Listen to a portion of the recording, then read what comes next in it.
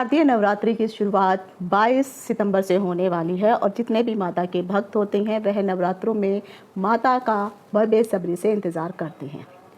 बहुत सारे लोग नवरात्रि के समय जब वह व्रत इत्यादि करते हैं तो उस समय वह दुर्गा सप्तशती का पाठ अवश्य करते हैं।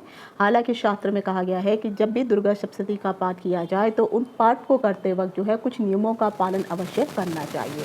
दुर्गा सप्तशती का पाठ जब किया जाता है तो उस समय पाठ करते वक्त दो विधियां शास्त्रों में बताई गई हैं। एक विधि होती है जिसे वकार विधि कहा जाता है और दूसरी विधि होती है जिसे संपुट विधि कहा जाता है। तो जब भी कभी भी आप दुर्गा सप्तशती का पाठ करते हैं, फिर चाहे आप नवरात्रों में कर रहे हो चाहे आप वैसे भी क्यों ना कर रहे हो, लेकिन इस या तो वकार विधि या फिर संपुट विधि के द्वारा ही आप दुर्गा सप्तशती के पाठों का जो है अध्ययन कर सकते हैं। इसमें कुल मिलाकर के 13 अध्याय बताए गए हैं और 13 अध्यायों को ऐसा नहीं है कि आप एक दिन में एक अध्याय दूसरे दिन दूसरा अध्याय पढ़ेंगे, ऐसा नहीं है। और खासकर दुर्गा सप्तशती पाठ का महत्व तब जब ज़्यादा अधिक बढ़ जाता है जब नवरात्रों का समय होता है। साल में कुल मिलाकर के 4 नवरात्रे होते हैं, जिसमें से 2 प्रत्यक्ष हैं और 2 गुप्त हैं।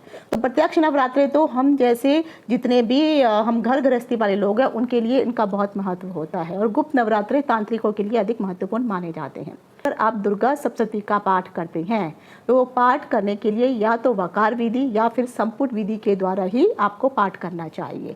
आखिर ये दोनों विधियां हैं क्या, इन दोनों विधियों का अपना अपना महत्व क्या है और कैसे दुर्गा सप्तशती के पाठ का अगर आप नवरात्रों में शुरुआत करते हैं तो कब तक ये समाप्त हो जाने चाहिए, किस विधि के द्वारा हम गृहस्थियों को दुर्गा सप्तशती का पाठ करना चाहिए, इन सभी चीज़ों की महत्वपूर्ण जानकारी लेकर वकार विधि या संपुट विधि दोनों विधियों का लिंक नीचे दिया गया है। धन्यवाद। आप सभी को मेरी तरफ से नवरात्रि की हार्दिक शुभकामनाएं। माता आपकी मनोकामनाएं पूर्ण करे। इति शुभम।